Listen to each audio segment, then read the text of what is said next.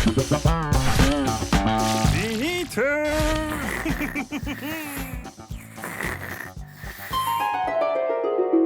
بلا ای بلا انفاسکم.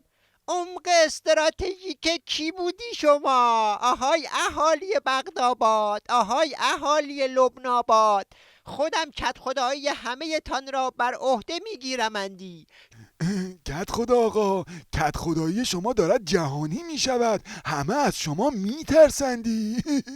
آورین آورین، یک دهان ترانه برایمان بخوان تا همه حساب کار دستشان بیایندی. تو که شکلت شکل خرچنگه، چنگالاتم همیشه بازه. تو که کارات خیلی عجیبه، مدونستی یا نه؟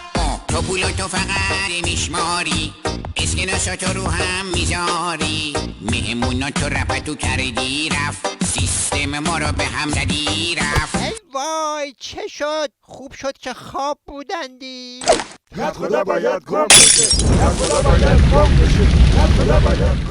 قال پس چه شد عمق استراتژیک؟ پس چه شد اقتدار کت خدایی؟